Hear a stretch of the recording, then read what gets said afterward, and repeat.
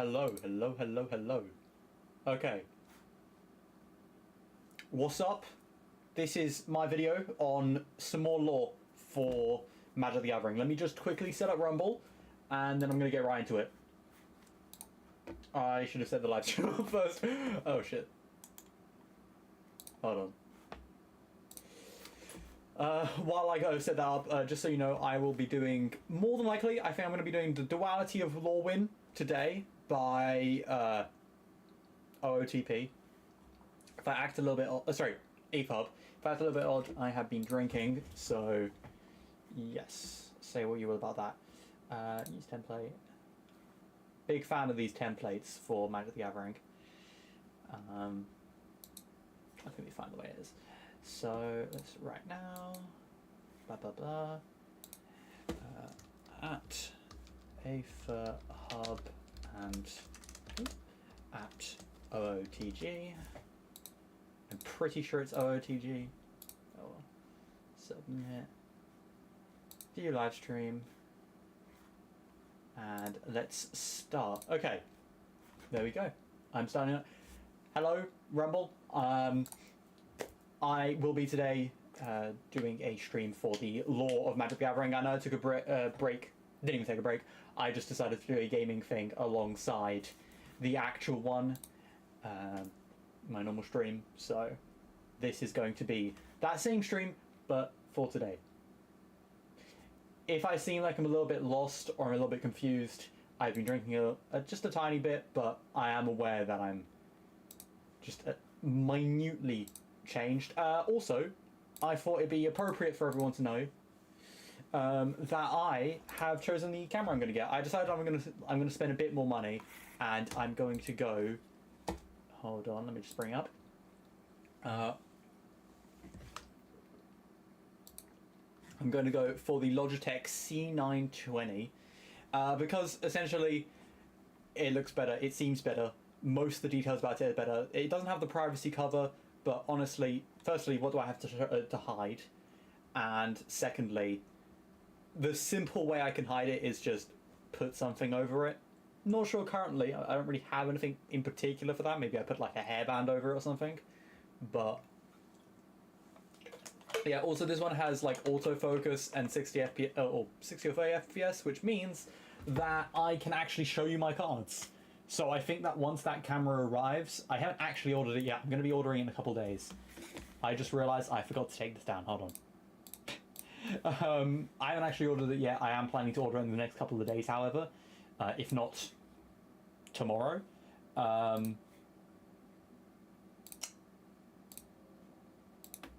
Maybe today, but let me stop talking about buts. I'm just kind of, I didn't really think through the stream today. I kind of just was like, you know what, I'm putting it off. Let me just go for it. I'm also aware that a lot of the people on Rumble are in America. So I just feel like it's more appropriate for me to do it a little bit later in the day, at least for me. If I quickly check Rumble right now, it says that I'm streaming now. That's not helpful at all.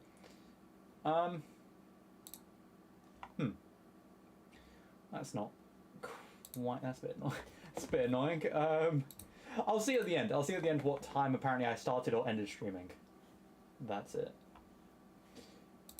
Anyway, but yeah, I say that simply because there's more. Anyway, so that's that. It's a little bit more, but I think it's worth it considering the fact that I'm building my channel, well, my new channel, mostly on card games and gaming. So I want you to see my face, but I also want to show off the cards I have. But yeah, just some stuff I was researching. So let's just get into it then.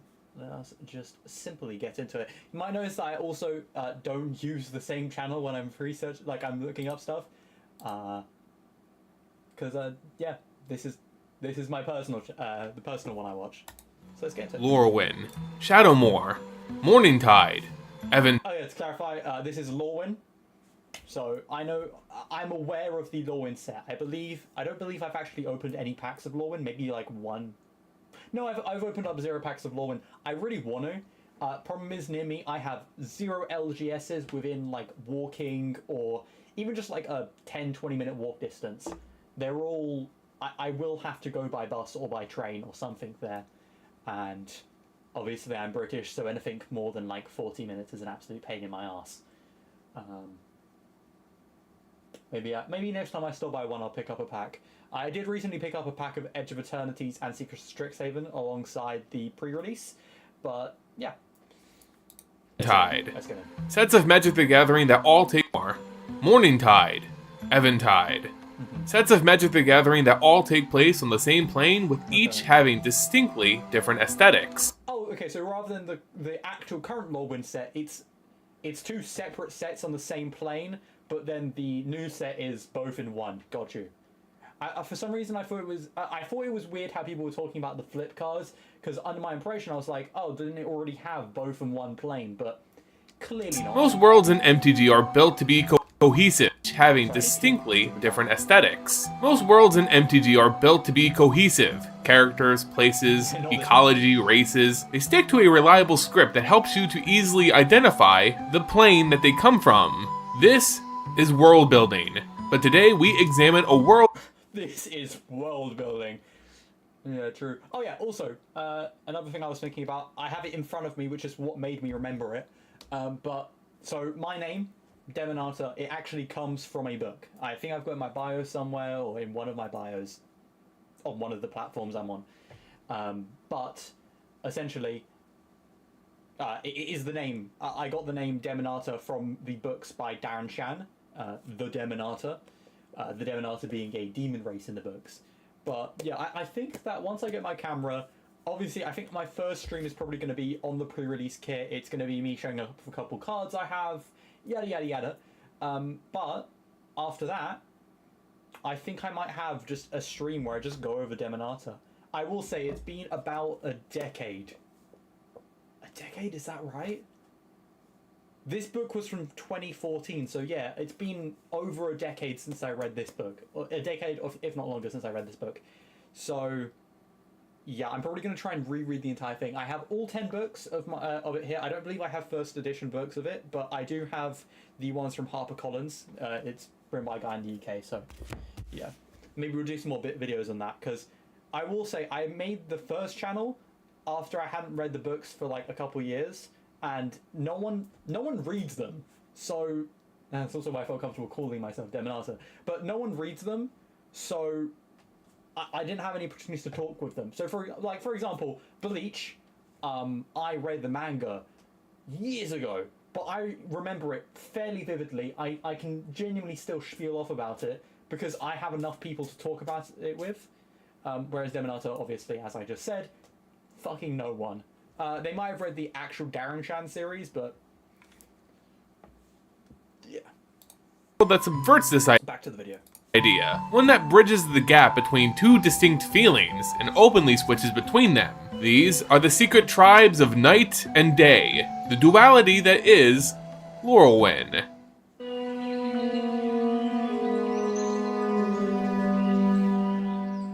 Lorwyn. A world of perpetual midsummer, a green sapphire placed at the furthest edges of the multiverse. Lorwyn is seldom traveled to by planeswalkers. Edges? Oh, okay, so this is like a far-off one. Okay. They are not going to be having to worry about the Phyrexian or Eldrazi invasions, I imagine. Although it would be interesting to see that, like, the fact that this plane is so shifting, it would be interesting to see how other worlds interact with it. Maybe that's not an actual thing, but imagine an Eldrazi coming onto this plane and it flips to be a completely different character. That'd be a really interesting way to take this. But those who have visited this world through the Blind Eternities recant an almost idyllic utopia of peaceful rolling hills and lush, abundant forests. Yeah. Unlike most planes, the concepts of strife and want seem to be in short supply here. Sure, there are the rare skirmishes between the established. Oh, I just realized what it is. Fuck. It's just it's a purge. It's a purge planet. That's all it is. Idyllic life, no crime, no nothing. And then the moment it flips to one specific day, or in this case, once it flips to night, it becomes hell. Got you. Races and tribes here, but all in all, it's a plane almost as perfect as one could be. That is, almost. The truth is, as pleasant as Lorwyn appears, it too hides a dark secret. A mirrored reality, one that reflects the world itself and inverts it. At Shrouded Dusk, Lorwyn becomes Shadowmoor. On Shadowmoor, green is an abstract concept, as vegetation wilts and dies. Farms fall to shambles, as famine runs rampant. The docile demeanors of Lorwyn's denizens gives way to the ugliest emotions one can think of. It's a plane turned on its head, but those who live here aren't even aware this change occurs.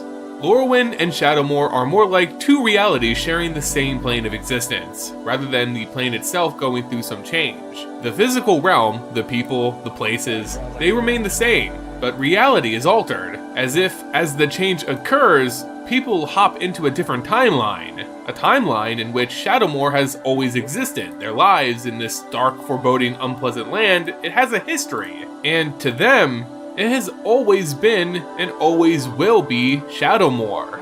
When this change overtakes Lorwyn, every night as the sun sets and the plane becomes Shadowmoor, the denizens in their new forms continue the lives they left off from the previous night. And as the darkness breaks with the rising sun, their lives on Lorwyn, with all their sunlit memories of joy and merriment, continue on from the previous day. The question is, if someone dies in Shadowmoor, are they just fucking dead? Like, that is my genuine question. If you die in Shadowmoor, are you just gone? Each reality none the wiser to the existence of the other. On this world, every being lives a double life, and they just don't know it. But who are the denizens of this world? What is their culture and attitudes when bathed in the plentiful glow of Lorwyn's endless days? That's what I'm here to know. On the plane of Lorwyn, the world plays host to all manner of strange creatures and odd monsters. While some of the civilized races here may seem familiar, there exists an ever-present air of something just being off about them. They hardly fit into traditional molds, and things only get weirder as the plane itself goes through an ecological change. But we're getting ahead of ourselves. Humanoid creatures on Lorwyn are categorized into tribes, which traditionally support themselves and stay pretty isolated from other groups or races. Lorwyn is very much a tribalistic plane, in that there is little cooperation between the various civilized races. I don't know why, but this gives the vibe of like those low quality, well, not low quality in terms of the actual gameplay or anything, but like those low quality, like, I don't know, like semi-slice of life, but it's like a secret horror or thriller. I forget what those videos are called. It's on the tip. Trading and communication does exist, but as a general rule, tribes only care about the safety and prosperity of their own kind, making Lorwyn the perfect plane to play with supported tribal mechanics in Magic the Gathering. These are the tribes of Lorwyn. Let's start. We all know that every single gay person we know, well, sorry, bisexual person we know, loves these in D&D. Off with a very All tieflings. Tieflings were what I was thinking of. I don't take my sentence back though. They still love it. strange creature, which doesn't really have a supported tribe in and of itself, but actually is every single other tribe on Lorwyn. The shapeshifters, known as changelings, have the unique ability to change their bodies to fit whatever object or people are around them. Now, these transformations aren't considered perfect, as you can They're such grubby little buggers, I can't lie. I've seen the pictures of them and they look like goblins. easily tell when a changeling is trying to mimic another person. They're given away by this translucent glow that shimmers across their skin, and let's just say their transformation is hardly perfect. Still, changelings are a very mysterious race on Lorwyn. Their nature is rather docile and oftentimes playful, which means they actually get along quite well with other races on Lorwyn. Still, they mostly live solitary lives. Not much is known about how changelings reproduce, They do look like merfolk, don't they? or what their social structure might look like.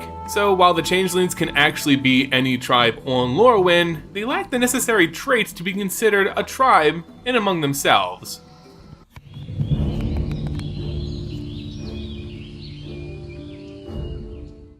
Lorwyn is one of the few planes in the multiverse that doesn't have its own native population of humans. The closest relative to humans one can find on Lorwyn would be the kindly Kithkin. Immediately, Kithkin give off a halfling vibe. That being, they're basically small human. Again, I mean, not again. Their name just sounds like they're coughing or sneezing. Kithkin. Maybe some sort of like Pikmin race? Humanoid creatures known more for their quick, agile movements than their physical strength. On Lorwyn, they cherish values such as community, honesty, and cooperation, traits that go a long way in preserving the Kithkin tribe from threats. To the Kithkin, cooperation is everything, and this is because they share a collective consciousness known as the Thought Weft. The Thought Weft is a type of tribal magic that connects the minds of all Kithkin, making communication, even across great distances, effortless for this tribe. The Thought Weft also acts as an empathic web, sharing. If they get a planes, like, out of curiosity, if they get a planeswalker, would they just be able to, like, travel the entire multiverse and just know what everyone, like, all be connected still? Because that is ridiculously overpowered from a sci-fi horror standpoint. Every individual Kithkin's emotions and thoughts with the collective. Every Kithkin can quite literally walk a mile in any other individual's shoes, meaning they're quite a perceptive race, tuned to better understand the feelings of others and relate to them. This creates a strong social network for the Kithkin, one dominated by friendliness and empathy. I fully believe this is going to get really messed up when we go to Shadowmoor. This is why it's nearly impossible to see a feud happen between members of the same clan. A Kithkin civil war is unheard of.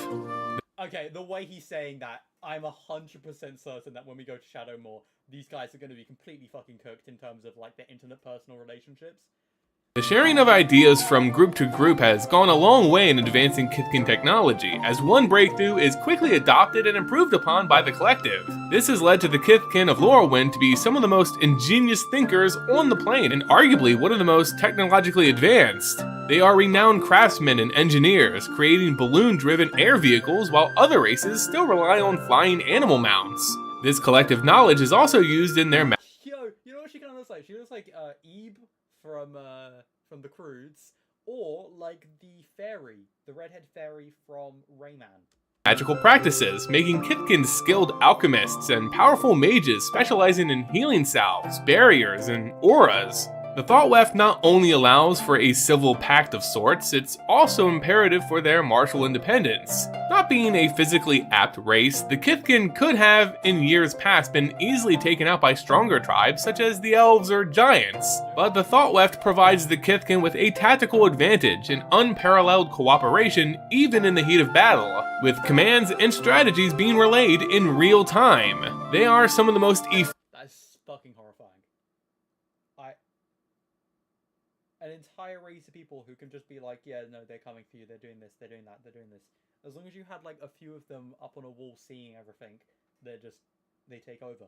efficient and pragmatic They're fighting giants, so maybe not, but still, nonetheless, very useful. battlefield commanders, being able to think with 1,000 minds and execute orders almost like it was instinct. To be fair, this is essentially just a very, really, really buffed example of essentially what humans were better than every other animal at, that led us, you know, drive many to their extinction or overpower them or whatever. Like, the whole idea of just group hunting and intelligence and all that other stuff just like bumped up to 100. Making the jovial Kithkin some rather underestimated opponents. When the Kithkin do go to battle, they rely on stories and customs passed down to them by their ancestors I assume they're green-white. They gave green-white vibes based on the last video we watched. in the Book of Kith and Kin, an ancient tome categorizing their people's triumphs and failures. Kithkin society is a tight-knit world of kinship and camaraderie. They're mostly a farming people. You know what? They look like Stewie. People tending to land and livestock like the Springjacks, a goat-like creature the Kithkin often ride to battle and also farm for their milk and wool. Kithkin live in villages known as Klachens, where its mayor, known as Asen, provides over important matters. Big Klachens such as Gold Meadow and Kinsbale become epicenters of Kithkin society, and important leaders such as Gadak Teague are looked at by others as rock stars of the community. Another living legend of the Kithkin is the Stout Ranger. No, I refuse. I'm not going to go down that route. Absolutely not. I can't do it. Also, her arm muscles feel odd to look at.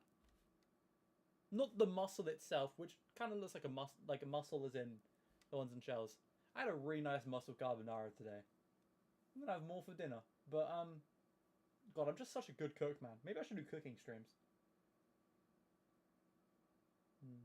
Thoughts. But no, it's more so because it's the shape of a V. I don't think I've seen a single fucking arm do that ever. Well, I mean, technically speaking, there's something there. But if it bends the same way our arms bend, that doesn't make sense to me. Am I losing my shit over the wrong things? Absolutely. But this stewy looking fella just has weird arms. Very weird arms. Also, they only have... No, never mind. They have a number of fingers. I thought they had only 3 fingers, but then I saw this one. Bridget Bailey, from the Clachan of Kinsbale. Bard sings stories of her many victories repelling invaders with her remarkable aim at the bow. She was even able to assist in the massive events that plagued Lorwyn in its plain story. She's gone down as one of the true heroes in Kithkin lore. A big part of the public life of a Kithkin revolves around civil practices, such as celebrating the... I feel like I recognize this guy. As in, he has a very much a, like... Someone looked at a real life actor or create like some sort of fella, and they designed this off of that. I don't know, but I want to say that this is a certain vibe. Lamastide holiday. It's a time where Kithkin come together to dance, drink, and most importantly, strengthen the thought weft. The bonds of kinship can be frayed throughout the years, and this Lamastide celebration is a means of repairing those damages and ensuring that the thought weft is never lost. Communal spirit is incredibly important, so even in like the real world, so I fully understand. I fully support this mindset.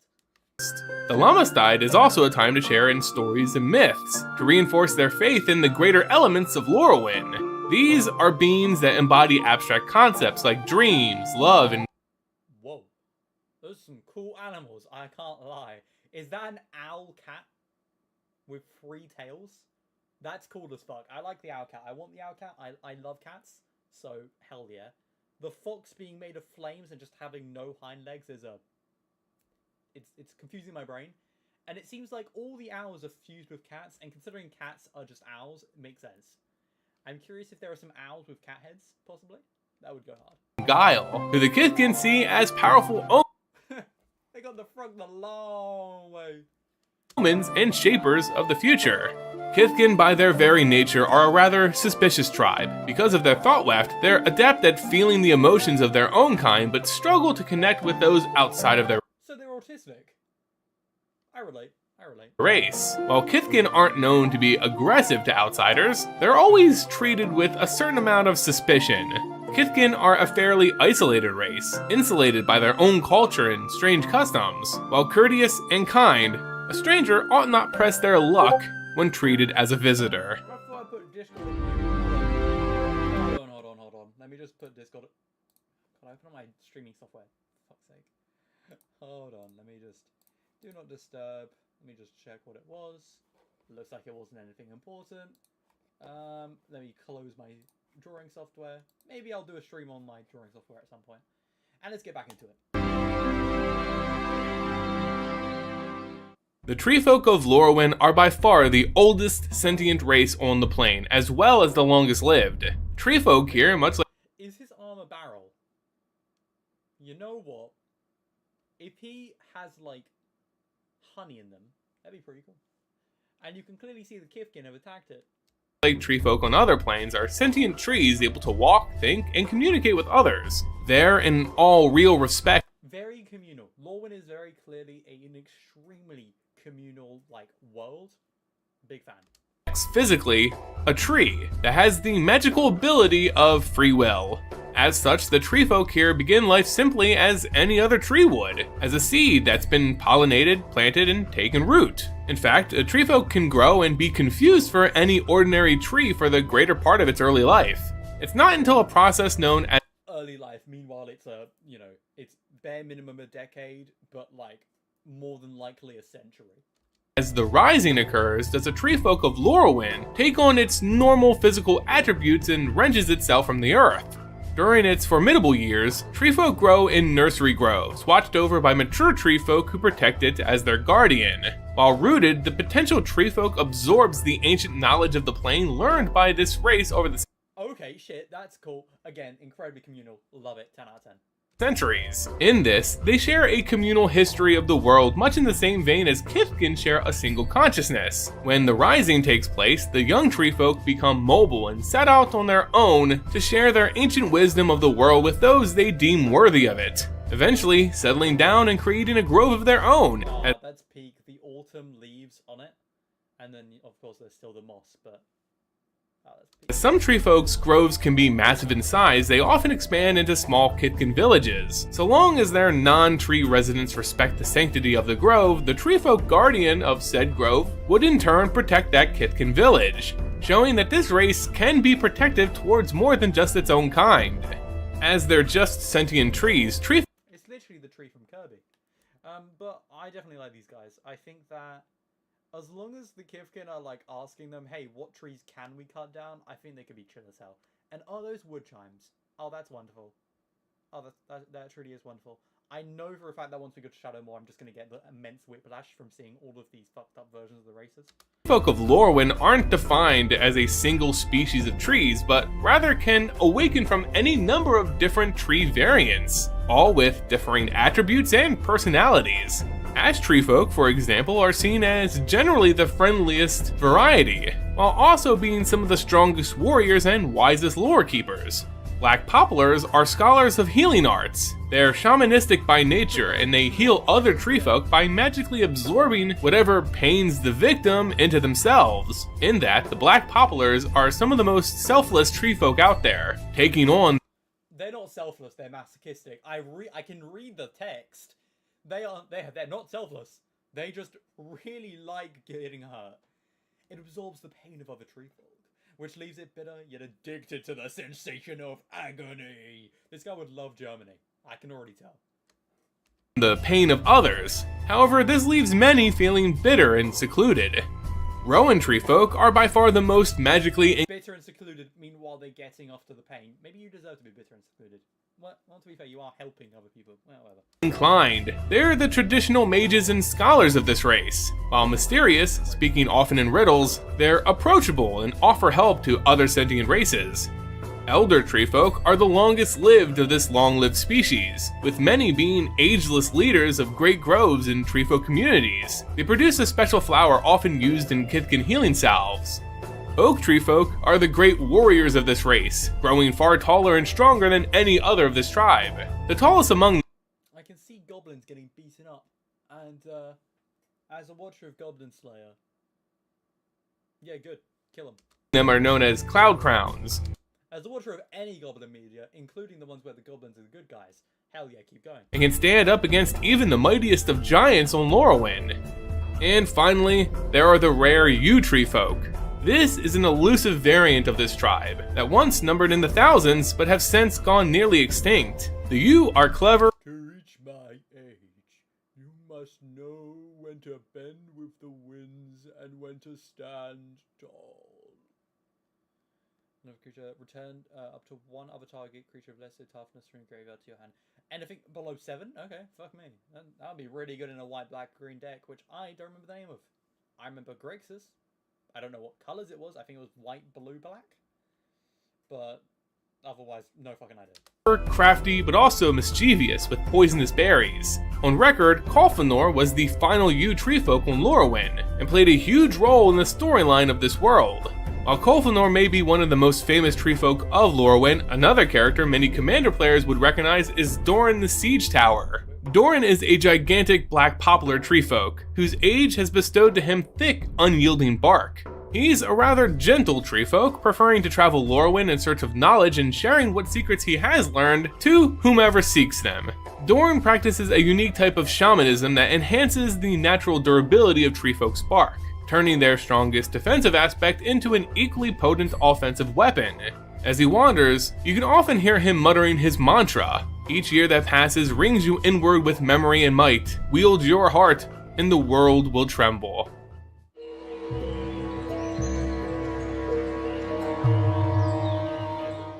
The merfolk species of Lorwyn are known as the Marrow, and unlike many others throughout the multiverse, the Marrow of Lorwyn have the tails of fish and thus are unable to traverse on land.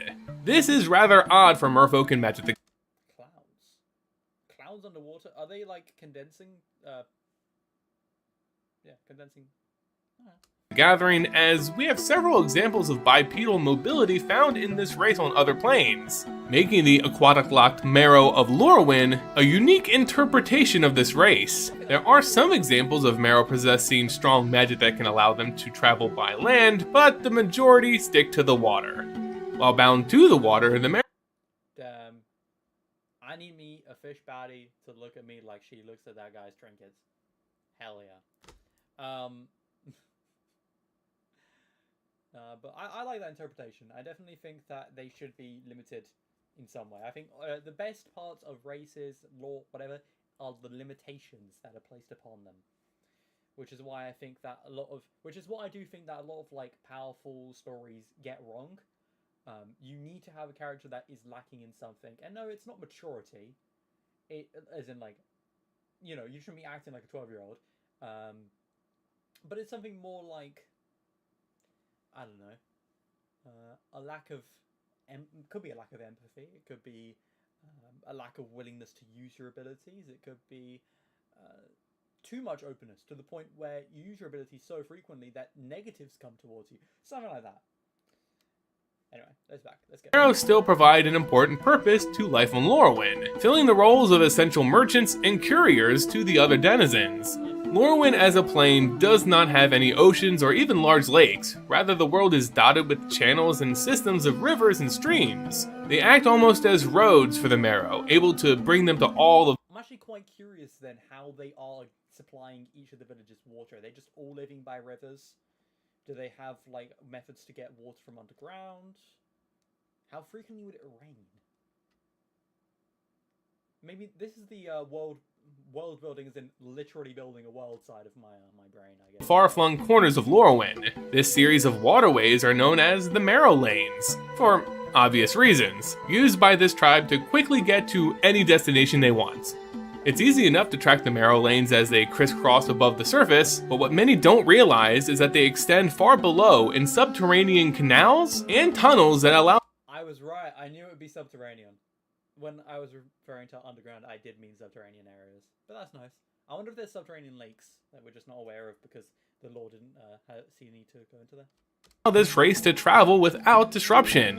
As a Marrow dives deep below the surface though, they face the dangers found in the dark meanders. Most Marrow avoid these treacherous deep waters because of their lack of light and dangerous predators. But still, some more adventurous Marrow regularly explore this unknown.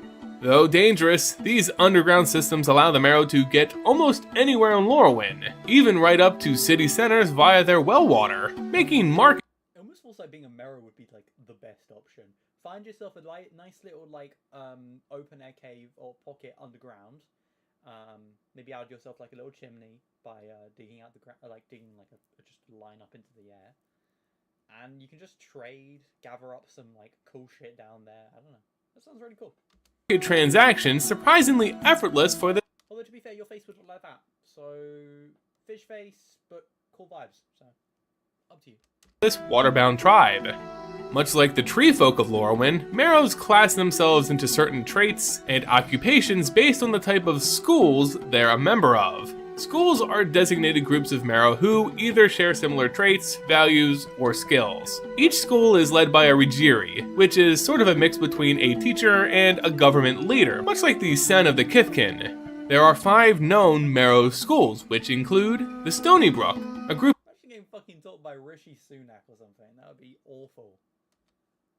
Of merchants and collectors of aquatic trinkets. Well, the only reason that's awful is because most politicians nowadays are just in politicking for being a politician. That's it. The word. Lost the word there for a second, but yeah. They're often need to have more politicians who have had other jobs on a decent scale before. Which is the only reason why they shouldn't be young. Because if they're just politicians to be young politicians, all of the main politicians should be like in their 20s or 30s. None of them should be in their 80s. trout herders and a group of merchants and collectors of aquatic trinkets. They're often trout herders and craw herders, which essentially corral these marine life forms for farming purposes. The werewinders, these are what you describe as gossipers of the Marrow tribe. They use the Marrow lanes to venture into town centers and through the well systems converse and, well... They're the gossipers, they're the tea girls, basically. Let's go to the bucket's bite, I see, and will the military be chasing this lot? Ah, you're staying in town to avoid the Narf's hunt. Wise. Now this poultice. Gossip and exchange secrets with the denizens there. These type of merfolk are known locally as well-gabbers. The Silvergill. These are the police force of the Marrow. Merfolk that ensure the integrity and security of the Marrow land. Why does he have fucking legs? Sorry, I was under the impression that these guys didn't have legs. Why does this lad have legs? One odd thing for me to complain about, but still, I thought that was such an interesting thing of them not having legs, but now he has legs. Is it because he's a wizard? It's probably because he's lanes. They're known as tide shapers and aquatechs, Marrow who are skilled in water magic to help repair and reinforce the riverbanks. The Paperfin. These are the mischievous scribes of the Marrow tribe. They understand the Marrow lanes better than most, making them excellent companions for travelers, acting as what this group calls rudders, or Marrow lane guides. And finally, the Ink Fathom. This is the most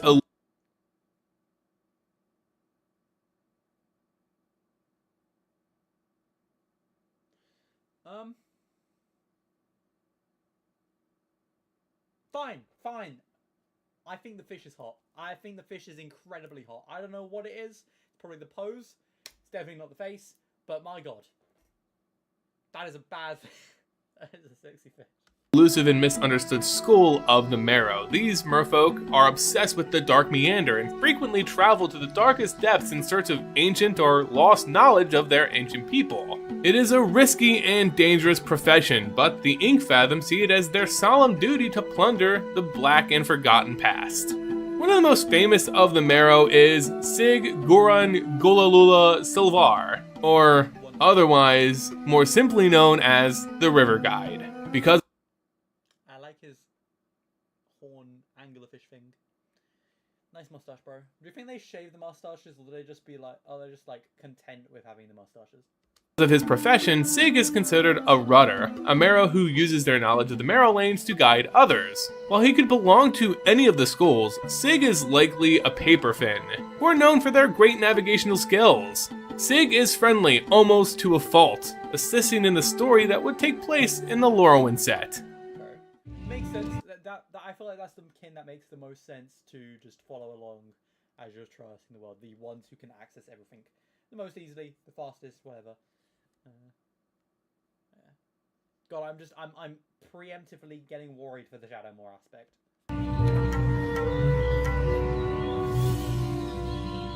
Also, why don't they just call them a Sig? But yeah, oh well.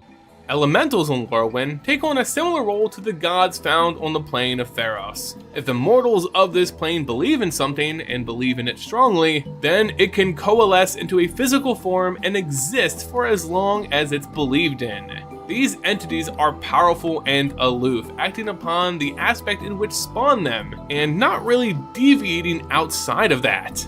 They have no real aims or goals or allegiances, purely acting out that which created them in the first place. The vast majority of elementals on Lorwyn are of the lesser variety. So they're essentially just the reaction to the action of thinking that something may be something else. Got you. I feel like that's a really abusable thing if it were in the real world and people start to figure that out. But at the same time, it's one of those things that just could be so easily avoided.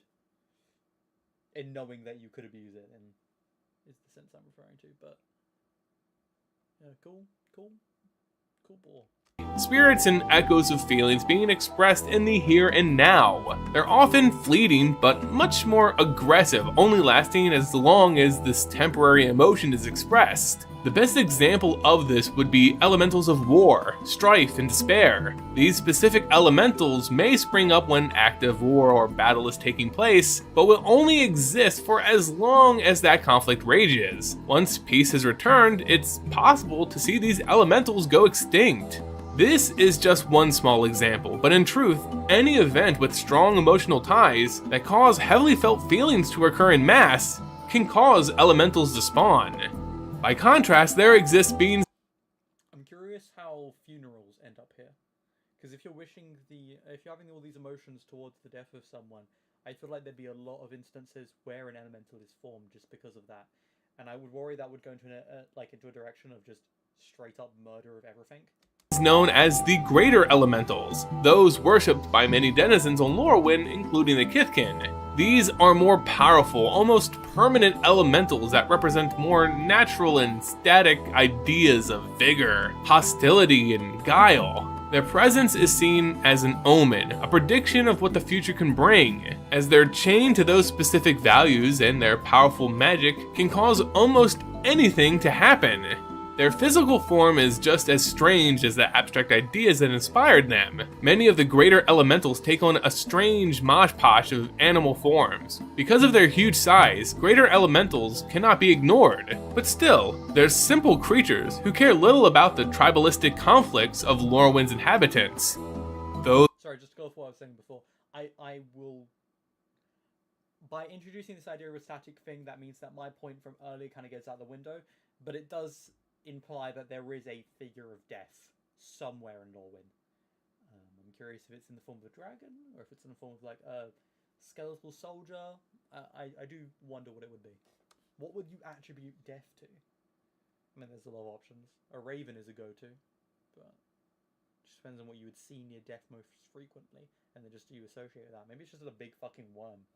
The lesser and greater elementals may be absent-minded of the struggles between the Lorwyn tribes, a close relative to them is often caught right in the middle.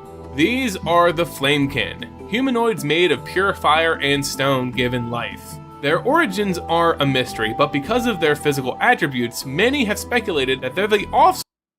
Quick question. Hold on.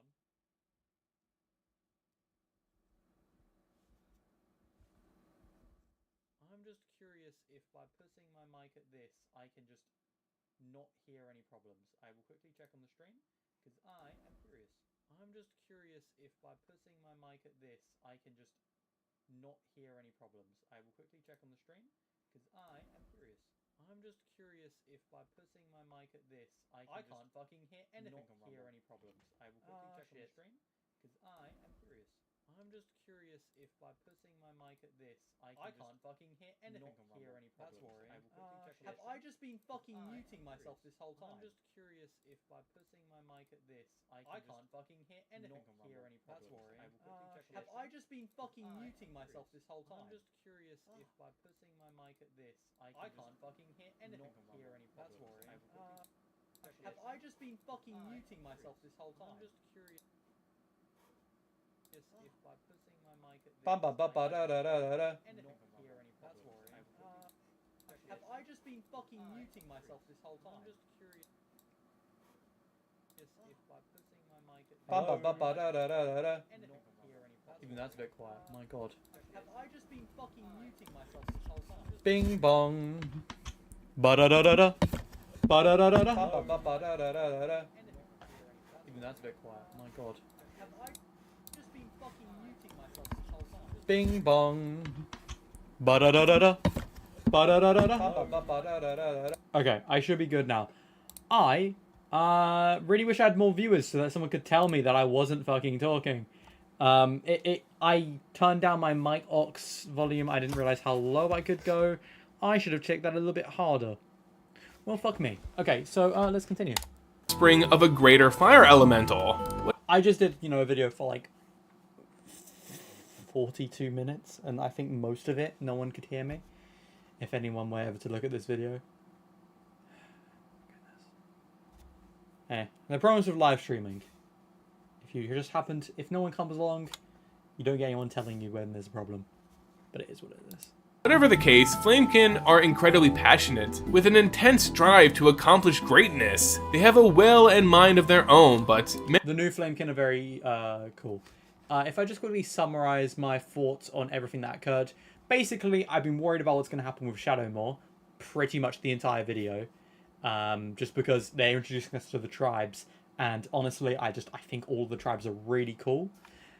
Then they introduced us to the changelings. I said that they looked like blue goblins, and I think that was it. Oh yeah, also something. By people tieflings. That's it, tieflings with D&D. Blah blah blah. You know what I'm saying. Then with the Kivkin, I think that the communal spirit is really good. I think that in general, people should be more community based, and I think that also it's a really overpowered ability if any of them become planeswalkers at some point, because they could just end up in an entirely different part of the universe and still connect with each other, which I think is dope. Then the Tree Folk, also very cool, also very communal, and also very similar in the sense of the use. However, I think they have a different use in terms of universality, because if they go into a different plane, their kids would just know what's happened in the plane, which is pretty cool since they can connect with that ancestral personality and all that, which is always a neat thing. And yeah, also great relationship they could have with what they called Kifkin. As long as they just kind of told each other who are the people they shouldn't be attacking, like just tell the Kifkins, hey, these trees are our kids, don't fucking touch them. Then the Miro, very cool, very neat. I wouldn't mind being one. The only problem is their faces, and they could. I think a really cool thing that they could do is they could make like little pockets underground, or find a little pocket, make that into like a little hub for themselves. You know, add a little hole in there as a chimney or something. But I think that would be a really cool way to live. But again, you got to worry about the not being able to walk on land and being a fish. Not really much of a problem for them though, I'd say. And then we're on the Flamekin, which just seems to be all elementals. I think they're a really neat idea. I will say, I was thinking about this first, and then I found out that there's like the divine versions. But essentially, I was just thinking how death would work here, since it's created from people's general thoughts. So, yeah, I just thought to myself, firstly, that's pretty cool, and secondly, that nature would definitely create like an elemental of death, which I would be worried about. However, considering there's the divine ones, I imagine it would just be some sort of like stable idea of the emotions related to death kind of just form this one being, this one divine being, essentially. And I do wonder what it would be. Would it just be some big ass worm? Would it be a raven? Like, what? I'm just a bit curious. Anyway, we're up to the Flamekin. I think that's kind of like a nice little rough summary of it.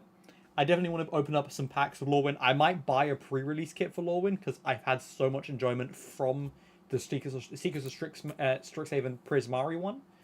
But yeah, I don't know. Maybe I'll try out the Commander pack, Commander Precon as well with friends, and see if I enjoy that. Many are driven to prove. In fact, I like the Flamekin one that they have, the new Flamekin one. I think the new Flamekin one with that character on it, I think that looked really cool. I don't know the lore, but well, that's what we're here for. Anyway, enough yap, let's get back into it. Now that I can actually talk to you, hopefully this will go better. Themselves as valuable players on the Lorwyn stage. In the past, Flamekin have been actually, let me just quickly put a note down on YouTube. Well, I think I will start off by doing it on Rumble. If I remember, I'll do it on there as well. Let's just find, where do I make my mistake? It was 5 minutes ago-ish. Going to be that same stream, but I'll just quickly summarize my thoughts on everything. So, if it was 4 minutes ago or something, that means around 40, around 43-ish. So,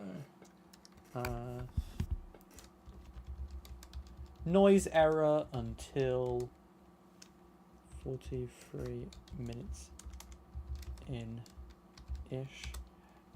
Just skip ahead as I give a summary. Cool. Let's pin that. Yeah, there we go. I fucking deleted it. Oh, god damn it. Oh,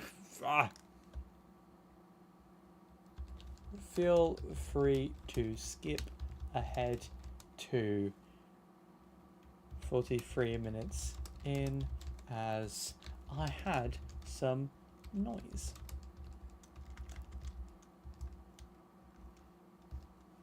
errors.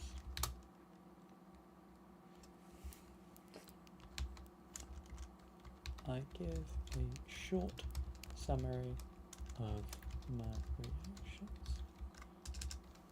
If there isn't too bad of a problem, tell me. I will. Damn it, please. Okay, cool. Pin. There we go. Bada bing, bada. For fuck's sake, it was already there. It just deleted itself.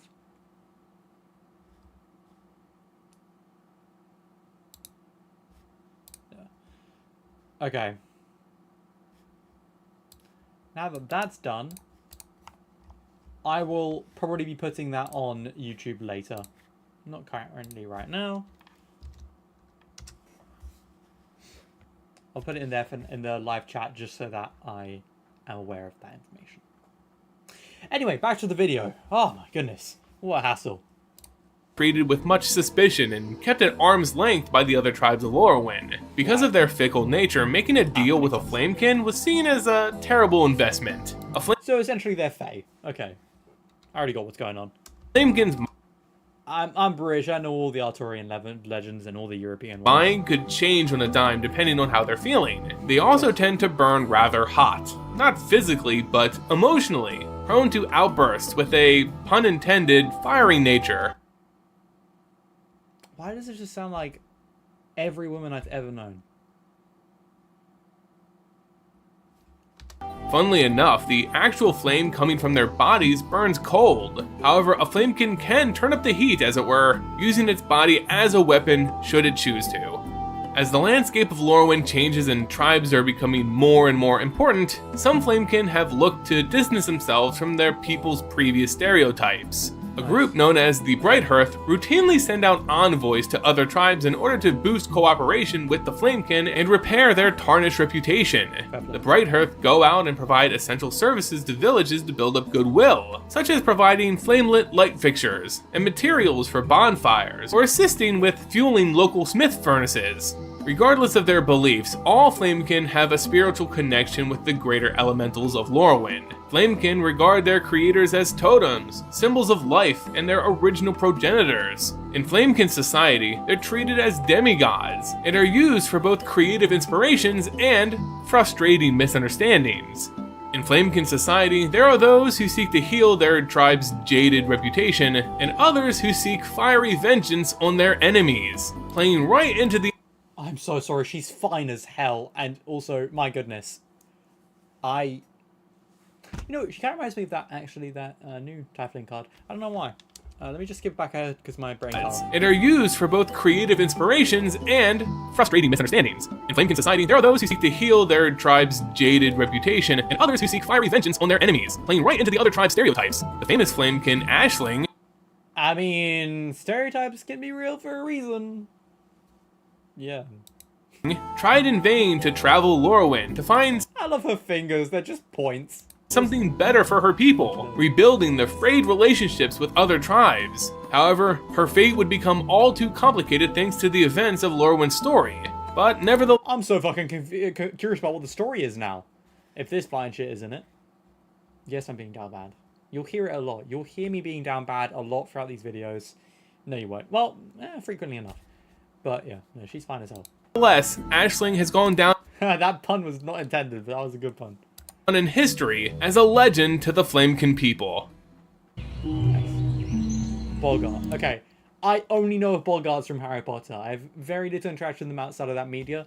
Let me just look up a little quick explanation in, like, general terms. Bogart.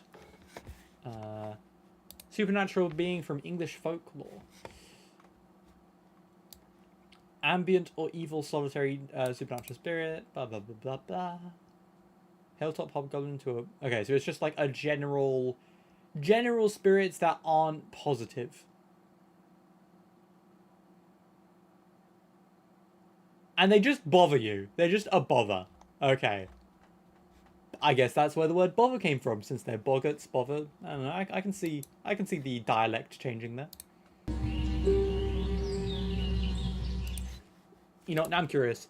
Did the word bother come from boggart?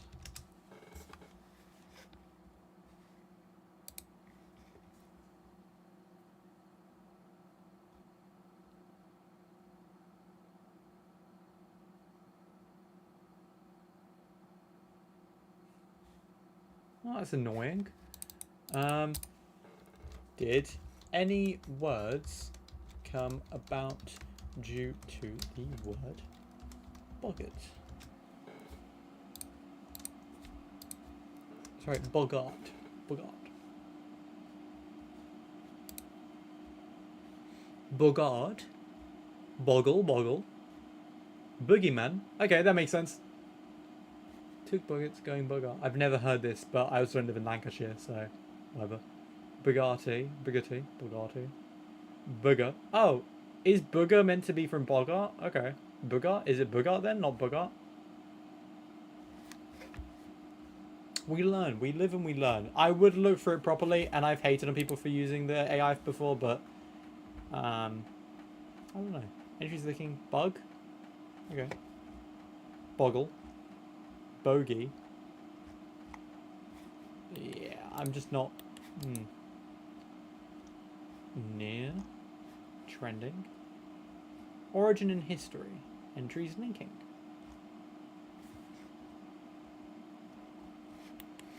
Yeah, maybe it was better to use the AI thing because I would have been searching for fucking ages to figure out every single detail. Aside from humans, goblins are the most prominent race found throughout the multiverse. Oh, okay, so boggarts are just goblins. Makes sense. But just as Lorwyn bucks the trend of native humans, it too is a world that sees goblins in a much different light. Oh. Goblins here are known as boggarts, and they come in a wide array of different shapes, sizes, and colors. Essentially, Lorwyn is the ancient Britain plane, to my understanding. I feel like that's the best explanation. It's just a traditional folklore plane, but leaning heavily towards British or even some, you know, general Northern Europe. Not stereotypes. General Northern Europe, European, like, mythologies. Maybe even some Eastern European. But I definitely think it's leaning more Northern European. There's no perfect blueprint to what makes a boggart and what it could look like, with some sporting impressive horns and tails and others who don't. The boggarts of lore Makes sense. Boggarts are in, you know, as we just checked on Wikipedia, they are, you know, a varied species. It's just to refer to anything that's just abnormal or fey-like or whatever. Just weird fucking creatures. are less about a homogeneous appearance than they are about a unique society with its own customs, rules, and taboos. Also, I want all three of these characters to be like main characters of a game or something, because they look absolute lad-like. I would be playing as this one more than likely, but this is a very close second. Boggarts, much like goblins of other planes, don't really have a set of laws they follow. Do they just believe they should have something on their head? Because this guy's got just natural horns, and this guy's just essentially done the method of sellotaping, well, or in his case, tying up just a fucking horn to his head. And this guy's just got another frog on his head. Some of the less civilized of the Lorwyn tribes. However, they do have one imperative aspect to their culture, the idea of sharing. Sharing doesn't usually go hand in hand with a goblin race, but the boggarts of Lorwyn are huge proponents of this altruistic practice. Of course, limiting the sharing to those of their own race. But what they decide to share is rather interesting. Much like magpies and dragons, boggarts cherish shiny things. Baubles, swords, scepters, jewelry, you name it. It doesn't matter if it glitters, a boggart wants it. But it's not just gold that's sought after, but rather any new or strange experience. They're known as collectors of sensations, and while they may not be intelligent per se, boggarts are very perceptive and read into almost everything they experience. Simply tasting, feeling, or even smelling something new brings on a rush that's hard to describe. So as a collective tribe, the You know, I heard recently about a specific subset of human genomes that cause certain people to feel less excitement from just normal behaviors and need the rush of new things. So essentially these are just like that to a T. If not, boggarts work together to search for new sensations and share them with their kin. This idea of sharing sensations is held in such high regard that any member of this tribe caught keeping something new to themselves are branded a hoarder and are oftentimes exiled from boggart society. Hell yeah. Exile is one of the worst punishments a boggart Does help that this guy looks really cool and these guys are like fucking morons, which makes you actually sympathize with the hoarder. can face, as they are starved of new sensations provided to them by the various other members of the tribe. They sink into a deep depression, as all joy in their existence seems to end. Boggarts are surprisingly social creatures, thus making the sentence of exile particularly harsh. Boggart society, like other tribes on Lorwyn, are broken down into Sis got... Sis or bro? I can't tell. Sis got mad hoes, apparently. specific subgroups known as warrens. Also mad ugly. Each warren is differentiated by the types of I swear I know a chick who looks like this. Anyway. treasures they covet, along with how they pursue those sensations. Take the Squeaking Pie Warren, for example. This boggart group search for culinary delights, making their own recipes from ingredients stolen from others, often with questionable results. Still, with each meal, a new sensation comes with it. Or the Stink Drinker Warren, which are some of the sneakiest boggarts on Lorwyn, housing some of the rarest treasures stolen right under the feet of giants. Or stranger still, the Mud Button Warren, the real party animals of boggart society. They explore more carnal sensations, though their attitudes towards life is a bit mixed, leading many others in boggart society to think this warren is quite crazy. Each warren is led by a boggart elder, called in their tribe, aunties. Aunties are usually the oldest boggart of the warren, with the most wisdom and knowledge to pass down to the younger generation. Mostly these are teachings of survival techniques, hunting strategies, and warnings of enemies and predators. While the term auntie often refers to a female boggart, the title can too be used for males of this species who live long enough to reach this status. Okay. Probably the most famous auntie in boggart society is Auntie Grub, who has inspired countless folklore and tales passed down from boggart to boggart. Okay, we're up to the giants then. This is the more and more I see these community behaviors, the more horrified I am for the eventual Shadow Maw, especially if it involves killing each other. The Giants of Lorwyn have a similar build to others of this race on different planes, and that build is huge. Without a doubt, Giants are the strongest individual warriors on Lorwyn, with a martial skill to match that strength.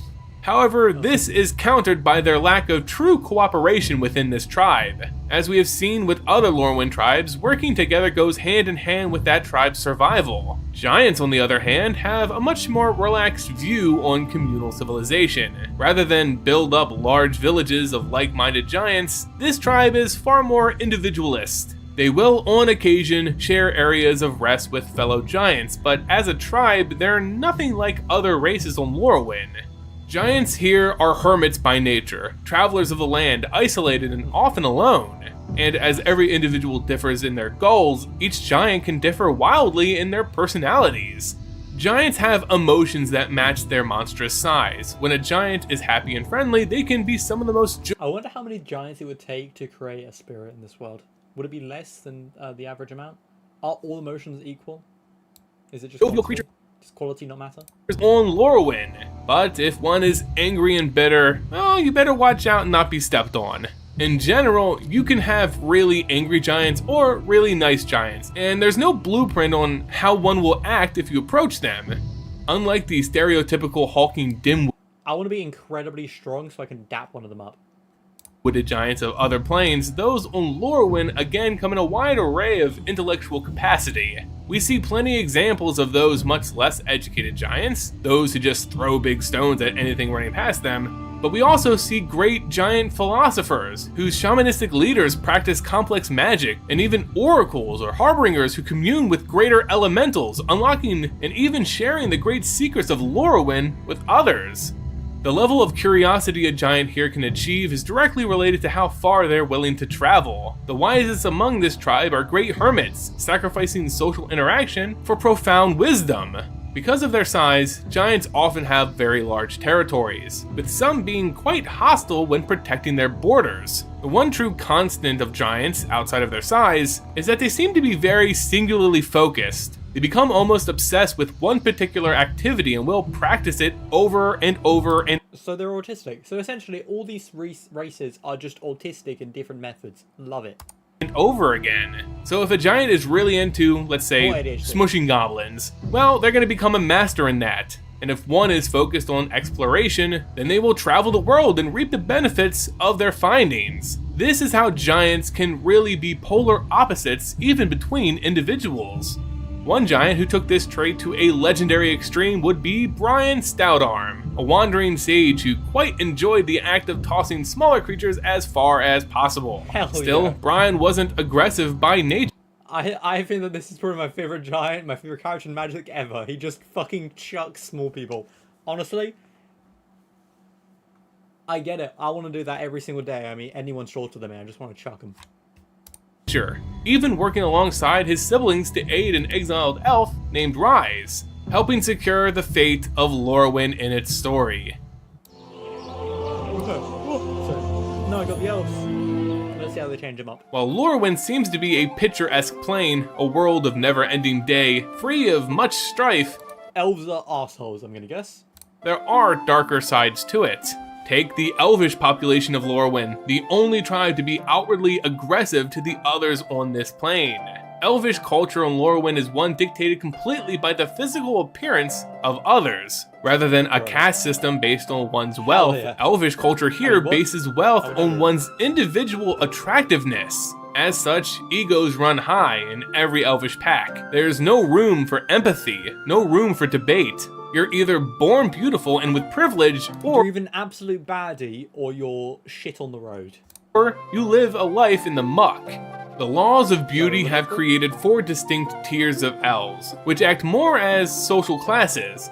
The first are the faultless, which are any elves who possess the minimum threshold of beauty and grace. While beauty may seem subjective to us, to the elves of Lorwyn, it's quite objective, and those who are at least noticeable You're either objectively hot, or you're fucking mid. can achieve this lowly status. The next are the Immaculate. These are beautiful elves who can serve as civil leaders and act as dignitaries. They're a higher level of class and perform more important duties, which offers them greater opportunities. The next are the Exquisite. These are packmasters, leaders of local elvish groups or warbands. They're acting commanders, hunters, and are given the I better fucking fall on my knees if I ever meet one of these elves, because otherwise, like, they don't deserve that much praise. Truly not. exclusive privilege of talking with the most beautiful and influential elves in their society. And those elves are known as the Perfect. Okay, you know what? Maybe they have a point. If you've ever watched that one thing in Borat, I think it's Borat, right? Or is it Ali G? Where he's like... No, it's Ali G. How about we just let the Leng Tangs in it? So just tell all the mid ones to leave, to go back home, and let all the Leng ones through. Because right now in England, we're missing a lot of the Leng ones. That's essentially just the elvish mentality. And honestly, kind of valid. I mean, what? Yes, no, it's valid as fuck. I'd be down to think that way. Perfect is the rank given to those objectively stunning elves, the unquestioned leaders of this tribe with looks that are unparalleled. I mean, she's tall as fuck, so like, I get it.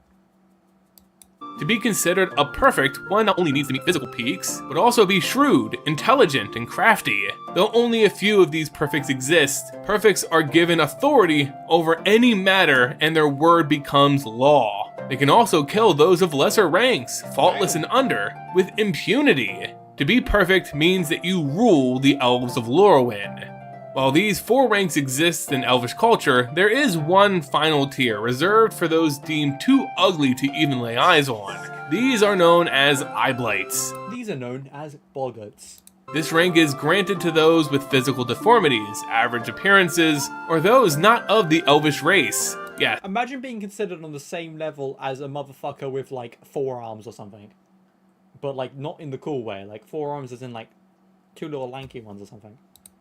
all other tribes on Lorwyn, or those not of the elvish race. Yes, all other tribes on Lorwyn to the elves are considered eyeblights, and that means they can, and elves are, encouraged to kill them at their leisure.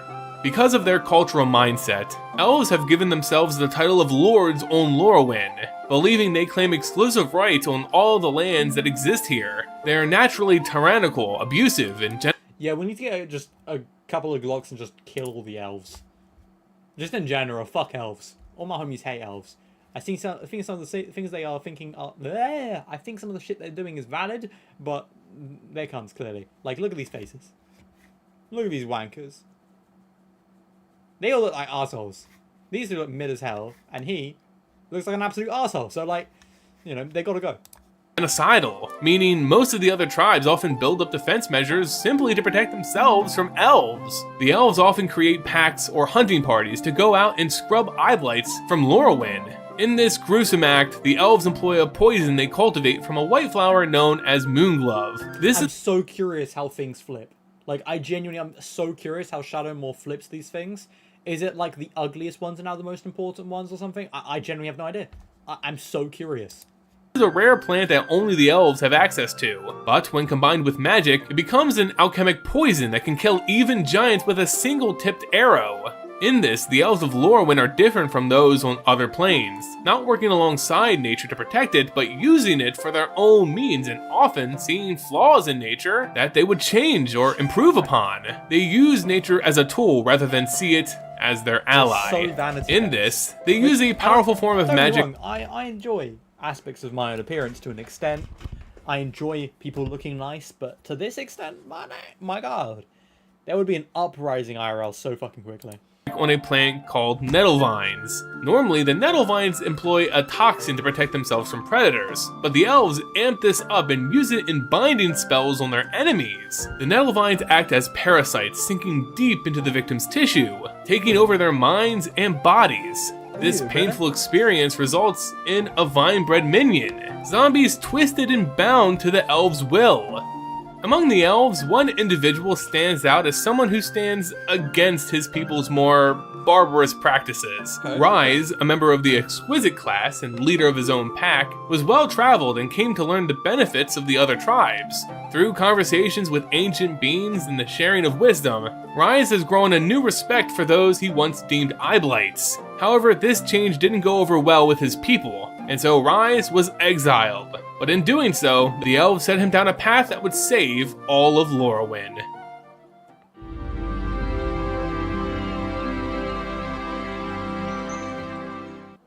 The Fae of Lorwyn All my homies think Rise is the best character out of the elves, clearly.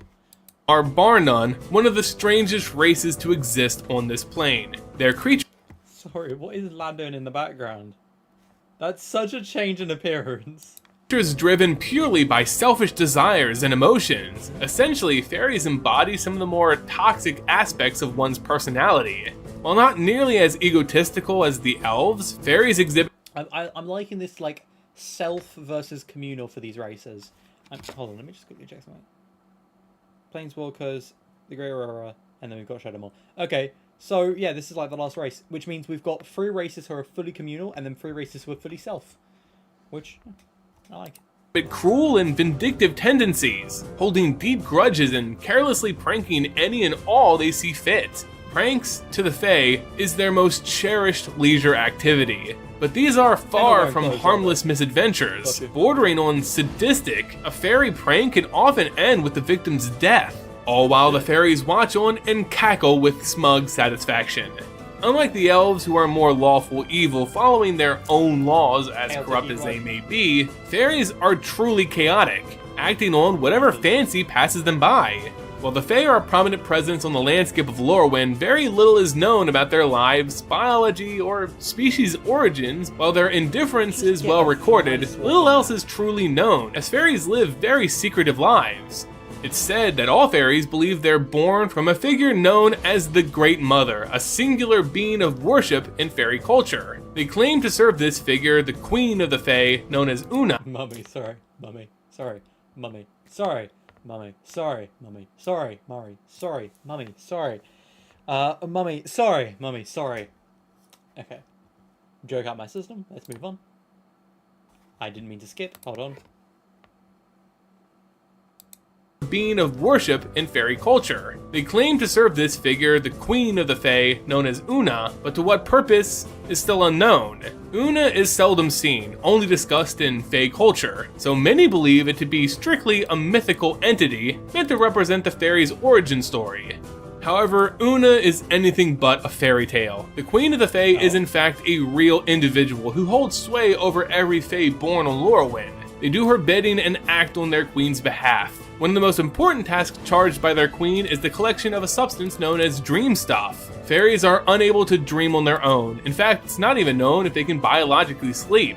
So rather than try to dream on their own, fairies go out and farm dreams from other sentient beings. No wonder they're sick in the head. They can't physically sleep, which means they get no rest, and they're just dickheads all the time because their brains just aren't functioning at the correct capacity. Well, they would evolve to get past that, but I still want to be smart. I want to sound smart. Sparkling energy is magically extracted from other creatures and then later consumed at their queen's discretion, likely experiencing the dreams devoured in almost a hallucinogenic manner. It's unknown what other purpose this dream stuff could be used for, but some on the plane have noted that dreams in fact hold magical properties on this plane. The amount collected by the Fae could represent a stockpile of untold magical energy. Maybe this dream stuff is the power that keeps the location of the Fae and their queen hidden from the rest of Lorwyn. While the Fae and Una call Glen Alandra their home, it's another task entirely to find its exact location, a secret the race as a whole guard with their lives. Aside from their personalities and their leader, fairies are only known to live extremely short lives. In this, the Fae are much like insects who exist only for a fleeting fragment of time before they die and are replaced by another of Una's brood. It's believed that it's this limited... That makes sense why they don't care about death then, because... well, to them, it's just something that's happened so instantaneous compared to these long-lived jackasses. Lifespan that leads to the Fae's childlike behavior and naive cruelty. Rarely does a fairy ever travel alone. More often than not, you'll find them grouped together with 3 or 6 members, forming what are known as cliques. Cliques are a social group who look out for one another and perform complicated pranks that require more than one single fairy. These cliques represent the only real social structure of the Fae, outside of the direct leadership Why is the butterfly one kind of hot? of Una herself. This is famously represented by the Vendilion clique, the personal clique of Queen Una who perform her most personal requests. Ooh, cool. This clique is made up of 3 fairy triplets, Visa, Endri, and Iliona. Each member of this clique brings its own personality and quirks, but still works seamlessly together to accomplish whatever their queen wishes. Green, red, and black? Or is that blue? Alright, Planeswalkers. I'm so curious who the Planeswalkers are, because I see lots of good options. Planeswalkers are a unique race to Lorwyn. That being, it was the very first set in Magic the Gathering's history to introduce these characters and this card type. Planeswalker cards have since come to define modern MTG world building and lore, as it's a primary card mechanic for the game.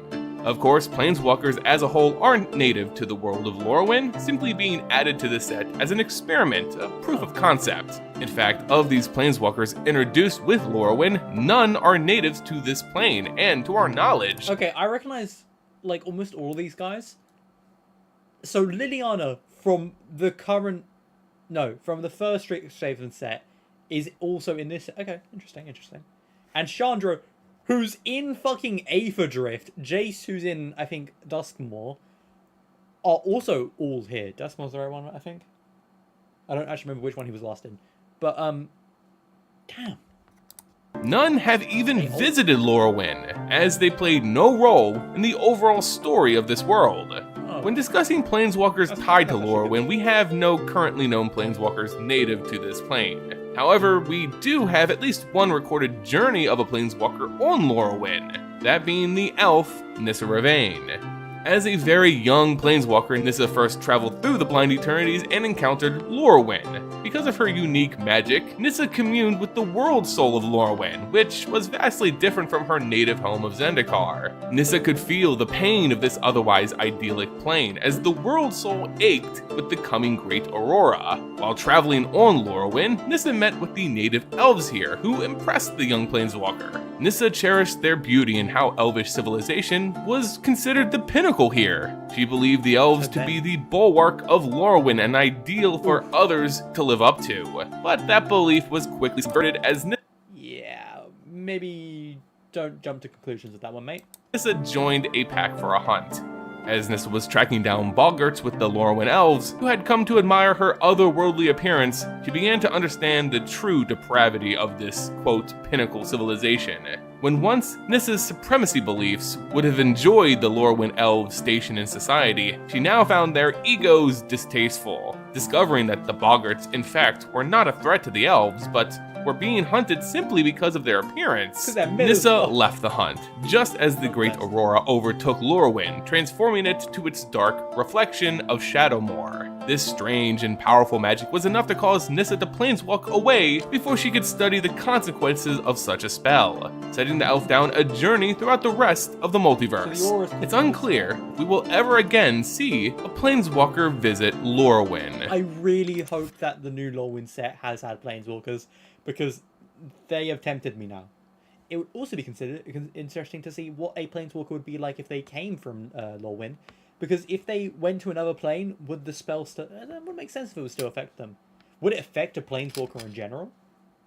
That'd be an interesting way to see things get broken up. Now, I'm aware that's probably not what's going to happen, but yeah.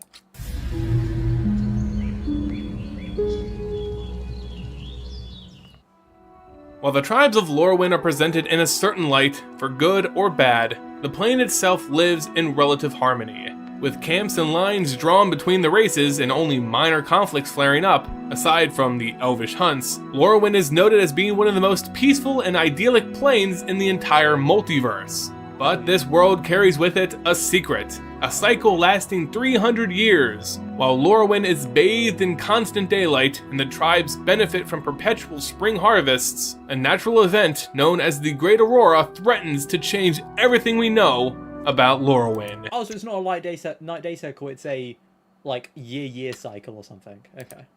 Lorwyn is a world plagued by two extremes, night and day, mirrored realities that overtake one another in a natural cycle. This change is known as the Great Aurora, a glimmering, beautiful display of lights in the night sky, often celebrated by the denizens of Lorwyn, hides a terrible magic that switches this plane inwards and upside down. A new reality blankets the once peaceful, idyllic Lorwyn, and in a flash, Shadowmoor becomes reality. Shadowmoor is the inverse of Lorwyn. Rather than endless days with an abundance of food and cheer found on Lorwyn, Shadowmoor is a dark, twisted quagmire of swamplands, salted flats, and inhospitable landscapes. Everything on Shadowmoor becomes dangerous, aggressive, and upside down, right down to its denizens. While many of the races on Lorwyn are delightful in their own unique ways, maybe not as welcoming as you would like, but still very level-headed, once Shadowmoor arrives, its magic taints anything that was once good about their tribe. The whole plane retreats further into their corners, untrusting, paranoid, and fearful. When the Great Aurora happens, every sentient life form is changed, right down to their memories. Very few will ever be able to recall the rolling green hills of Lorwyn. A switch in their mentality is flipped, and they can only ever remember their lives on Shadowmoor. Though some special few seem to be exempt from this rule, they're considered the rare exceptions. My automatic assumption is that the Fae Queen is an exempt one. Maybe some of the longer-lived treants, forest people, whatever they're called in this. I imagine that the thing is, I feel like the most difficult one to do with that is the Kivkin, because they've got their whole, like, you know, everyone's connected thing. But maybe the connection just isn't present. This is a natural occurrence, a part of the magical essence of this plane. There's no real way to stop the Great Aurora from happening. It's a force that normally happens as the sun sets every day. By day, this plane is Lorwyn, and by night, it is... Oh, it's just day-night. Okay, I misunderstood for a second. Shadowmoor. This effect and all the consequences of it are meant to happen repeatedly on a regular day-night cycle. But, as we'll see later, there are those who succeeded in controlling it. For now, let's run down how exactly the tribes of Lorwyn become affected by this change. What happens to them in Shadowmoor?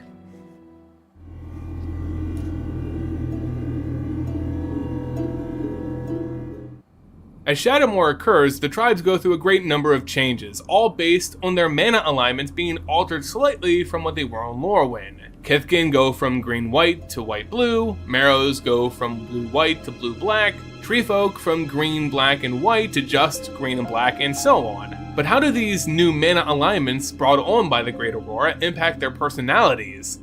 The Kithkin take on a new, more frightening appearance, taking on aspects of a nocturnal animal. The Kithkin become more bestial in their behaviors as well. Their eyes become larger and glow with reflective light as they strain to see through the unrelenting darkness of Shadowmoor. Their Klachens, or villages, become not welcoming open cities of camaraderie, but downs, towering fortresses with sturdy walls meant to repel rather than host. And their thought weft, their communal web of consciousness, it remains, but instead of profiting from the empathy of others, feelings of rage, anger, and paranoia are shared, effectively putting the entire tribe in a state of panic. When a threat is detected, any small minor slight that enters the thought weft, an entire Kithkin doom can tilt to a riot. While the Kithkin weren't always the most open and trusting of the other tribes, they certainly practiced in trade and discussions with others outside of their race. Now on Shadowmoor, the Kithkin have fallen deeper into isolation, trusting no one outside of their tribe and going to extreme lengths to keep out.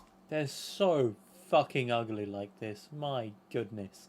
They're like rat weasel bastards. Outsiders, well, outside. Rather than rely on their ability to heal through salves and potions, Kithkin and Shadowmoor use their alchemy to craft deadly poisons to fend off threats. And instead of keeping a book of knowledge on how to help others in their tribe, the Book of Kith and Kin becomes the Book of Other Folk, detailing the terrors of the other tribes and how best to vanquish them. This is certainly a polar opposite to the Kithkin we see on Lorwyn, but such is It almost feels like they become adventurers from fantasy worlds.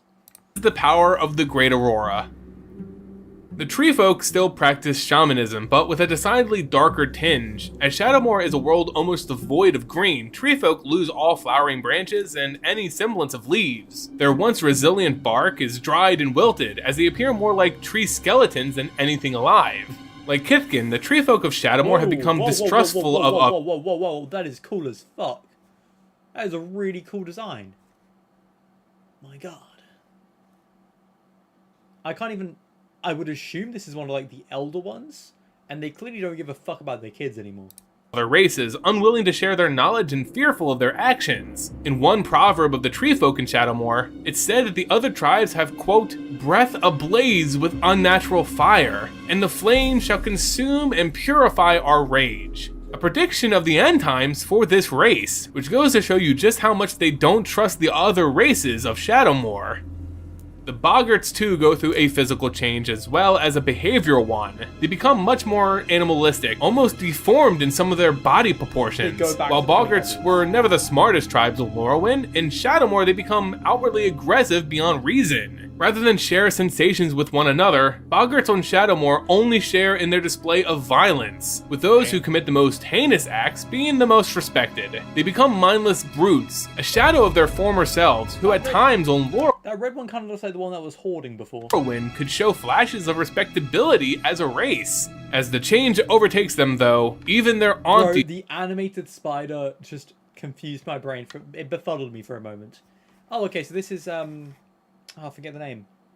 This is the one of the elders, the aunties. These aren't spared, as Wart, a famous auntie, becomes a raid mother, a leader in constant war dictating attacks on the other tribes without mercy.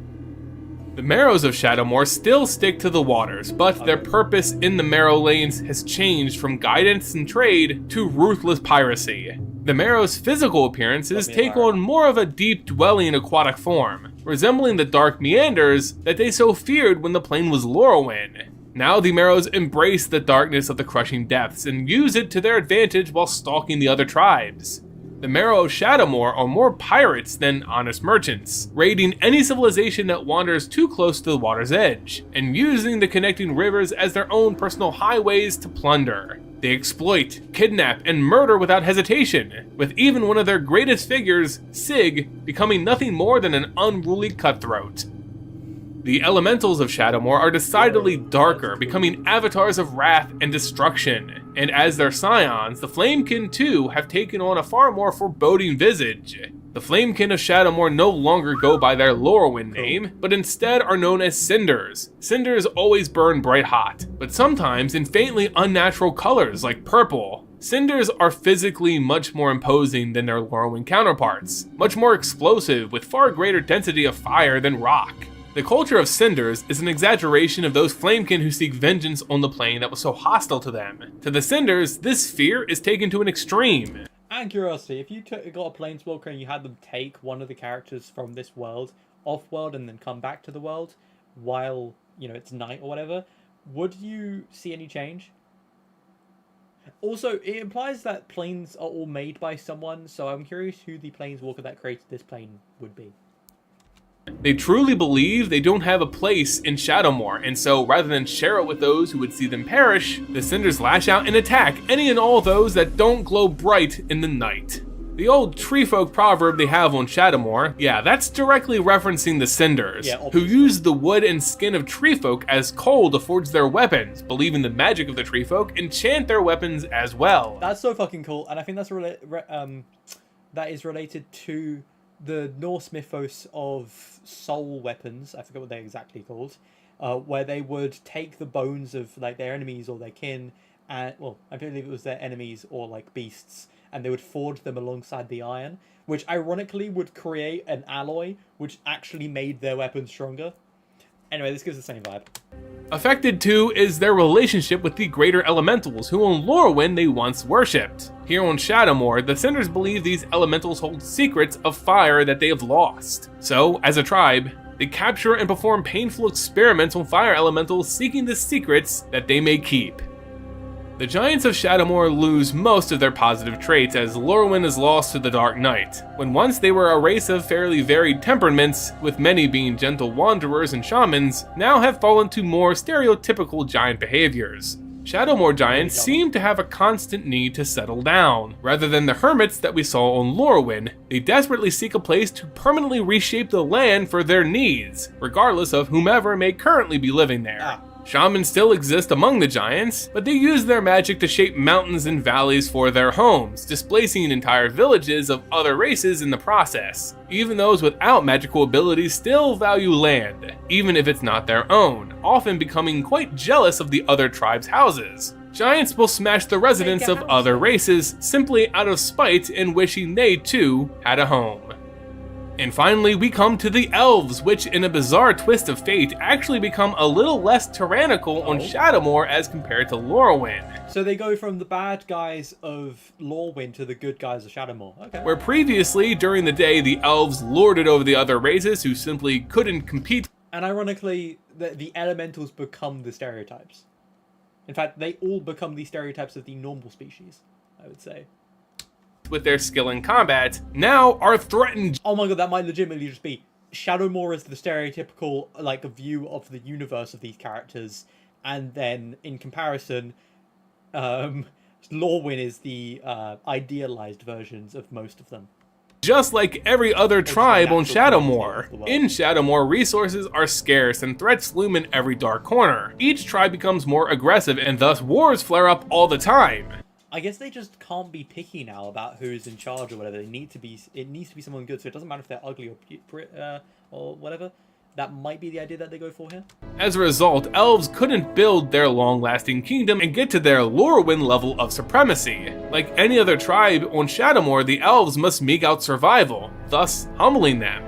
The idea of beauty to the elves is expanded as Shadowmoor twists everything around them. Beauty is in short supply, so the elves can't be as picky as they were on Lorwyn. Other creatures can display beauty so long as they're not ravenous, murderous madmen. A low bar to clear, I know, but this is what the elves look for now on Shadowmoor. They take on a noble quest from birth to protect the scarce, beautiful things found on Shadowmoor, saving it from the encroaching darkness and ugly denizens who look to taint all things. In this, the elves of Shadowmoor are much more altruistic than they are on Lorwyn. Even uncivilized races, like the Changelings, take on a much more darker aesthetic.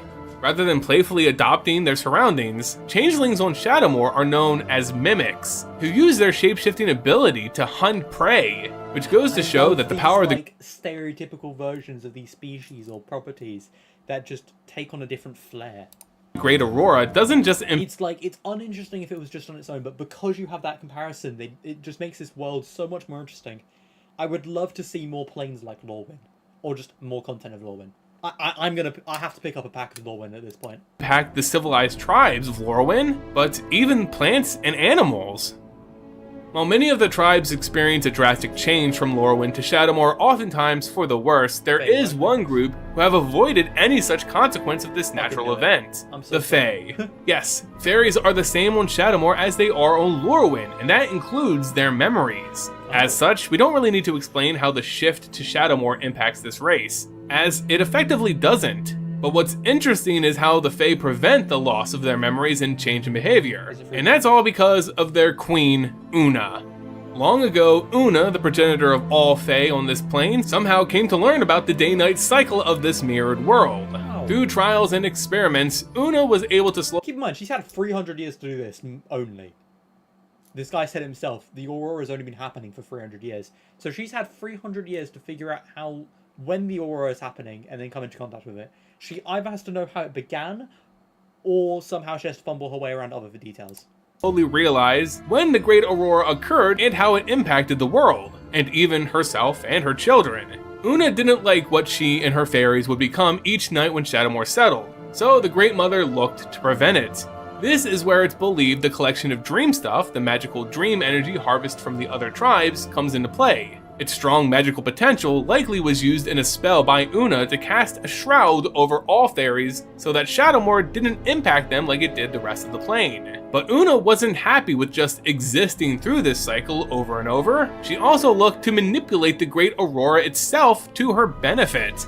Being able to retain one's memory during the Great Aurora was already an amazing boon. However, Una wanted more. She wanted to be able to dictate when this change occurred. With the other tribes being none the wiser, Una would secretly be the most powerful being on Lorwyn or Shadowmoor. So slowly, with her minions collecting more and more dream stuff, Una began weaving a spell into the very fabric of the plane's world soul. With each passing day, Una was able to extend the daylight, at first by merely seconds, then minutes, then hours, then months, and then even years. Una artificially extended the day, meaning the plane remained as Lorwyn until it was Lorwyn for 300 years straight. This was ideal for Una as the tribe— Oh, sorry. Oh, that was what they meant by 300 years. My brain blanked on that. Okay, so the 300 years is just, it's been 300 years since there was last this issue, essentially. during this time were more easily manipulated than their darker counterparts. But still, the Great Aurora couldn't be held back forever, and as the day was extended, so too was the night. So when the Great Aurora eventually did come, it too lasted 300 years before the sun again broke I hope she fucking experienced hell past the horizon. 300 years as Lorwyn, then 300 years as Shadowmoor. This was the new cycle, completely in control of Una, Queen of the Fae. That is, until one day, the Great Aurora arrived outside of Una's control.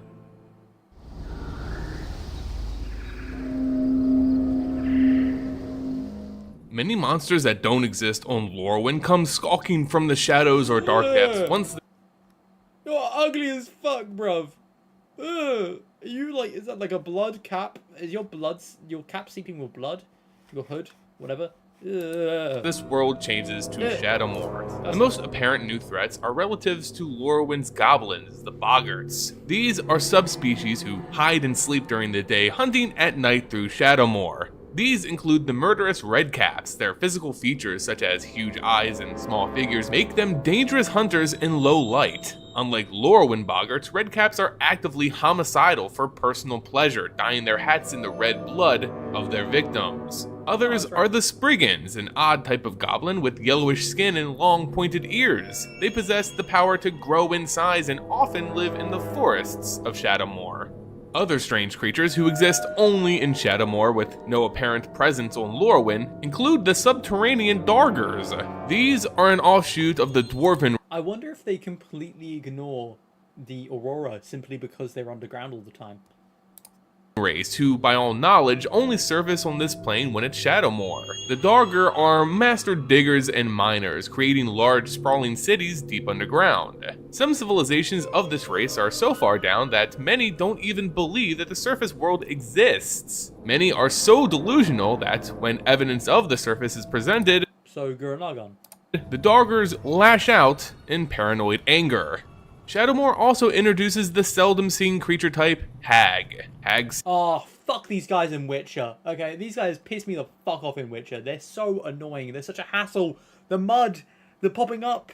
Like, the normal ones are annoying on their own, but then you've got the hags as well. Oh. You frustrate me. So Shadowmoor is just Witcher. seen on other planes are female beings with strong magical ties and typically cast dark spells at the expense of others. Hags show up in the swamplands of Shadowmoor and prey on those who wander too closely to their rotten farmlands. So essentially, merfolk that get stuck on land. While standard hags are believed to be goddesses who fall from grace, leaving them wild and aggressive, other hags like the Gwalian exist. These are beings who simply practice witchcraft, but are otherwise normal, civilized humanoids. Well, as civilized as a hag could get. One of the odder creatures on Shadowmoor are the Noggle. This humanoid race is defined by their small, kitkin-sized bodies accompanied by the head of a horse or donkey. While they have hands with normal digits, they walk on hooved feet and have prominent Everything is like so buff in this. and haunched backs. Noggles believe they're the oldest race on Shadowmoor, seeing the other races and tribes as intruders on their world. As such, most Noggles are kleptomaniacs, stealing everything they see, under the misguided impression that everything on Shadowmoor belongs to them. Trowels are the I wonder if there's a genuine reason behind that. Are they they're either like the shortest lived ones, or they're the ones that have genuinely got the longest history. But that is certainly interesting. native race of trolls on Shadowmoor. They're about as smart as Maybe they accidentally like linked into the tree people. Hold on, the tree folk. That's it. Maybe they accidentally linked into the tree folks, perception of reality. trolls on other worlds get, that being not very, but are also much smaller than their multiversal counterparts. They're a rather obscure race, with the Trow territory only being the moors of Shadowmoor. Their diet is mostly carrion, the rotten corpses of the dead that wash up in their swamps. Like the Trow, the Ophi come out only during Shadowmoor. Again, these are small humanoids who are more of a nuisance than a fresh new threat to this dark world. They covet treasure and trinkets, and are beings of pure magic and mysticism. Even simple constructs like scarecrows take on a much darker air in Shadowmoor. Scarecrows that exist on Lorwyn are built by Kitkin farmers to help keep their crops safe and free of birds. Yet, as night falls, the Kitkin of Shadowmoor enchant their scarecrows with magical spells to make them more effective at their jobs. Unfortunately, some of the spells work too well, and if the scarecrows get loose from their creators, they can take on a life of their own. An outbranch of these sentient scarecrows have even built their I love this design. It feels like something you'd see in DC Absolute. own pseudo-civilization, led by the frightening Reaper King. And lastly, the tragic and rarely discussed Selkies. Firstly, secondly, that was the Pumpkin King, right? Selkies are a new addition to the waters of Shadowmoor, joining the nasty merfolk in the Marrow Lanes. Selkies are humanoids, but unlike the Marrow, their bottom half is that of a seal rather than a fish, making them closer relatives to centaurs. Little is known about this race, but they act as if they're not even natives to Shadowmoor. Selkies pine for the open waters of oceans and large lakes, bodies obviously missing from Lorwyn. It almost feels like Shadowmoor genuinely was a separate dimension. Like, there is a separate reality that is used through Shadowmoor to connect Lorwyn to it. Maybe that will be added eventually. Like, that Shadowmoor actually is another plane overlapping itself, similar to that magic spell that was used against the Eldrazi. Or Shadowmoor. No, sorry, against the Phyrexians. They feel trapped by the small rivers of the Marrow Lanes, making them bitter and melancholy. They can be heard singing sad songs by the lane's edge, tragic sirens with cold and unknown meaning. Because of this constant despair, some believe that Selkies are somehow not native to Shadowmoor, but rather trapped here from another world. That'd be sad. Lorwyn is a world plagued by change, whose natural behavior has been bastardized by an unnatural force. The soul of this plane reminds us all of the dark world of Innistrad, who too suffers from cycles of change. But unlike Innistrad, Lorwyn and its counterpart Shadowmoor don't share a common soul, but rather are two opposed forces struggling between day and night. The two live in balance. But what happens when that balance is threatened? How do the denizens on this world, who forget their very natures when the plane shifts, ever hope to save it from ruin? Is this cycle of Lorwyn and Shadowmoor destined to overwrite one another time and time again? How can heroes hope to rise up when in Shadowmoor, they're damned to become villains? The story of the Lorwyn and Shadowmoor blocks takes us on an adventure of the collective tribes of this plane banding together to stop an invisible threat to their world. One they've all experienced before but could never remember. Now the fate of Lorwyn and Shadowmoor hangs in the balance, just as the mending threatens the careful plans of Una and gives the heroes an opportunity to act. Be sure to click the subscribe button and tick the notification bell in order to catch the complete history of Lorwyn and Shadowmoor's story. If you're interested in learning... Damn, I took a bit longer on that one than the actual time of it. Honestly, I'm getting a bit of a headache, so I think I'm going to end the stream in a bit. But, yeah. I'll be back tomorrow. Lorwyn was really interesting. I am definitely thinking of getting the thing. I'm going to order the camera soon. Hopefully everything will be good with that. I think I'm going to start my stream earlier tomorrow. I was just out with a friend, basically, during/after my dog walk. So I didn't get to the computer as early as I could have. But yeah, hopefully this could be a better time. Maybe it's a bit too late. Maybe it's a bit too late rather than what I was aiming for. But yeah, see you tomorrow. Unless I decide I want to play a video game at fucking midnight. I don't know. It's already 10 for me, so I'm probably just gonna be gone. Anyway, ta-la.